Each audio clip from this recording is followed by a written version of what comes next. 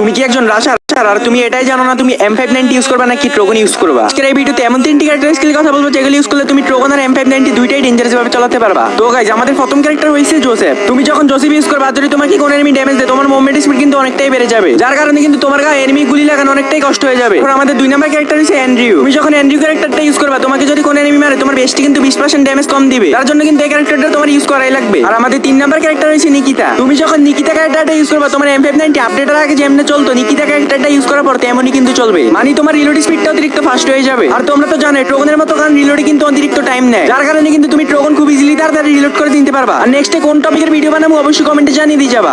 তুমি কি একজন রাশার আর তুমি এটাই জানো না তুমি M590 ইউজ করবা নাকি ট্রোগন ইউজ করবা। আজকের এই ভিডিওতে এমন তিনটি ক্যারেক্টার স্কিল কথা বলবো যেগুলো ইউজ করলে তুমি ট্রোগন আর M590 দুইটাই ডেঞ্জারাস ভাবে চালাতে পারবা। তো গাইস, আমাদের প্রথম ক্যারেক্টার হইছে জোসেফ। তুমি যখন জোসেফ ইউজ করবা, যদি তোমাকে কোন এনিমি ড্যামেজ দেয়, তোমার মুভমেন্ট স্পিড কিন্তু অনেকটাই বেড়ে যাবে, যার কারণে কিন্তু তোমার গায়ে এনিমি গুলি লাগানো অনেকটাই কষ্ট হয়ে যাবে। আর আমাদের দুই নাম্বার ক্যারেক্টার হইছে অ্যান্ড্রিউ। তুমি যখন অ্যান্ড্রিউ ক্যারেক্টারটা ইউজ করবা, তোমাকে যদি কোন এনিমি মারে, তোমার বেস্টি কিন্তু 20% ড্যামেজ কম দিবে, তার জন্য কিন্তু এই ক্যারেক্টারটা তোমার ইউজ করাই লাগবে। আর আমাদের তিন নাম্বার ক্যারেক্টার হইছে নিকিতা। তুমি যখন নিকিতা ক্যারেক্টারটা ইউজ করবা, তোমার M590 আপডেটের আগে যেমন চলতো, নিকিতা ক্যারেক্টারটা ইউজ করার পর তেমনই কিন্তু চলবে। মানে তোমার রিলোড স্পিডটা অতিরিক্ত ফাস্ট হয়ে যাবে। আর তোমরা তো জানো ট্রোগনের মতো কারণ রিলোডে কিন্তু অতিরিক্ত টাইম নেয়, যার কারণে কিন্তু তুমি ট্রোগন খুব ইজিলি তাড়াতাড়ি রিলোড করে দিতে পারবা। আর নেক্সটে কোন টপিকের ভিডিও বানাবো অবশ্যই কমেন্টে জানিয়ে দিয়ে যাবা।